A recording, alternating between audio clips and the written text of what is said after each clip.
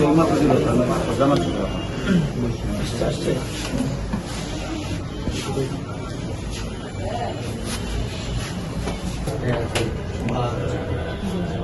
Of অফারেন্স হচ্ছে সন্ধ্যা 7:30। এখানে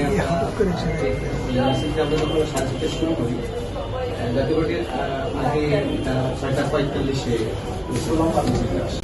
ঘটনা তো তখন ঘটে। জাতীয় পার্টির সামনে তো নাইটিঙ্গেল দিতে হবে না, রাস্তার বিভিন্ন পুরানো পল্টন থেকে আমরা যখন মিছিল নিয়ে আসি মেইন রোড, গলির ভিতরে আমরা ঢুকিনি, মেইন রোড। আমরা বলছি যে জাতীয় পার্টির অফিসের নিকটস্থ মেইন রোড, এই জায়গায় ঘটনাটা। মেইন রোডটা হচ্ছে যেখানে ঘটনা, মেইন রোডটা হচ্ছে আমাদের থানা এলাকা না, রমনা থানা দিন না, পার্টি অফিস রমনা থানা এলাকায় দিন, ওই রাস্তাটা আমাদের থানা এলাকা না। পার্টি অফিস সামনে আমাদের জানা মতে আমরা তো ছিলাম ওই দিন, ওদিন কোনো ঘটনা আমরা ঘটনা থেকে নিয়ে না, এটা তো মেইন রোডে ঘটনাটা ঘটছে। এই যে ডিভাইডারের এই দিকটা হচ্ছে রমনা থানার আওতায়, আর ওই দিকটা হচ্ছে পল্টন থানার আওতায়। আমি কি বুঝতে পারছি? মেইন রোডের যে ডিভাইডারের এই দিকটা আমরা যে জায়গাটার কথা বলছি, না এটা তো আপনাদের বলতেছিলাম, আপনার তো দেখতে হবে, আপনি দেখেন না।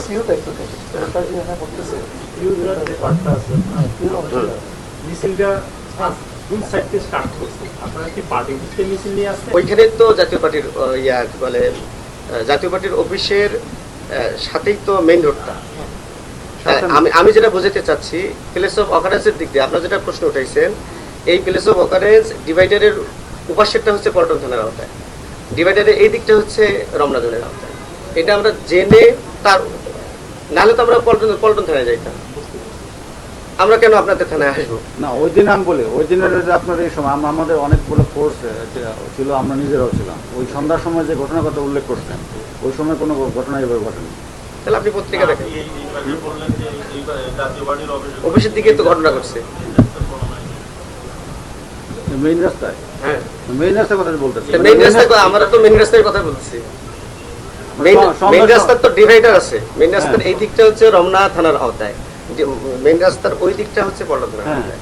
তাহলে ঘটনা যেহেতু এইদিকে ঘটছে, তাহলে আমি তো রমনা থানায় আসবো মামলা করার জন্য। ওই সময় তো মানে আমাদের থাকা অবস্থায়, ওই সময় তো আমরা আপনারা যেভাবে বর্ণনা করতেছেন, ঘটনা উল্লেখ করছেন, ওই সময় কোনো ঘটনা নিউজে পরবর্তীতে ঘটনা ঘটছে। ওই দিন তো না, সেদিন দুটো ঘটনা, সন্ধ্যার পরে রাতে যে মূল ঘটনাগুলো রাতে ঘটছে, সেটা আমার থানা এলাকায় না।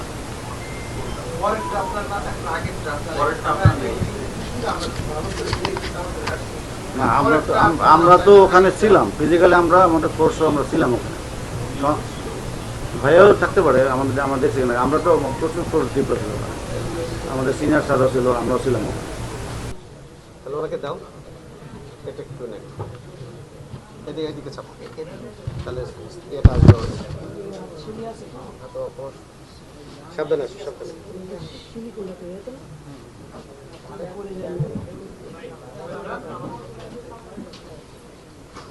এখানে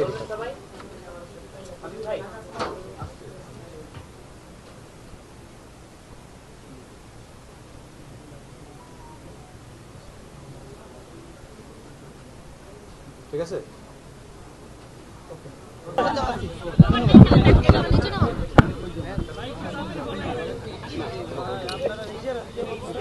প্রিয় সাংবাদিক বৃন্দ, আপনারা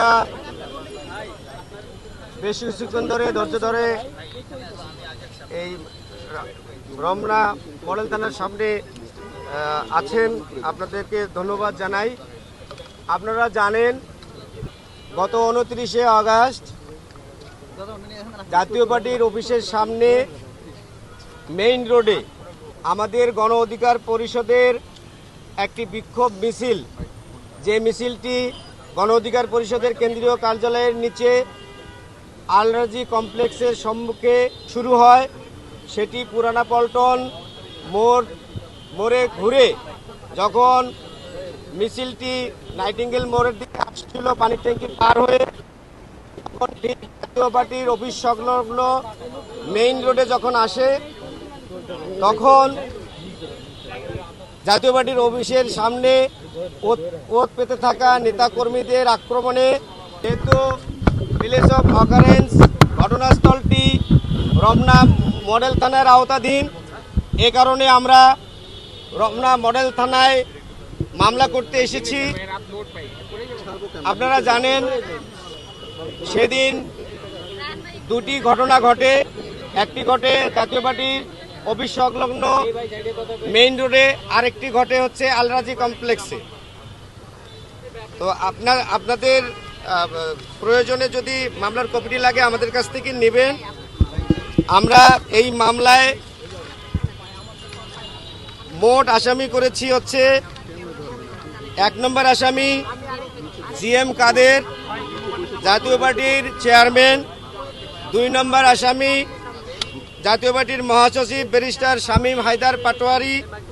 3 নম্বর আসামি জাতীয় পার্টির প্রেসিডিয়াম সদস্য হাসি সাইফুদ্দিন আহমেদ মিলন সহ 18 জন আসামি এবং অজ্ঞাত 100 থেকে 150 জন আসামি করা হয়েছে। আমরা এটি এজাহার আকারে পল্টন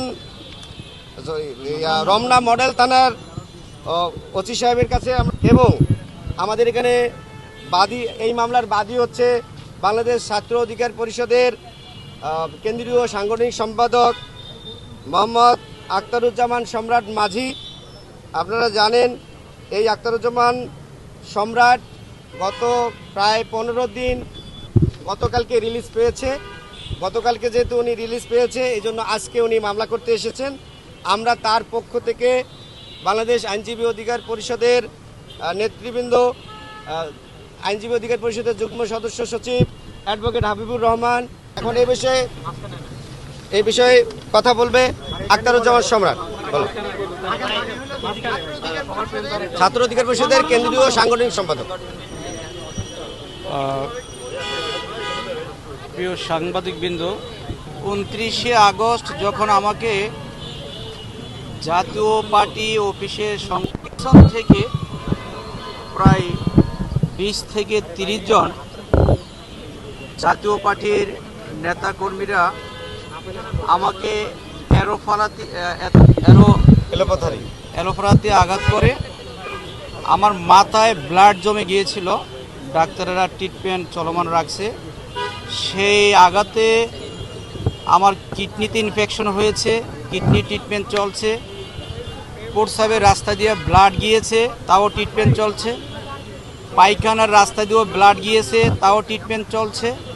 আমার হাতে এক পর্যায়ে পিটাইতে পড়াই অনেকটা কেটে ফেলছে ডাইন হাত, সেখানে 5টা সেলাই লেগেছে।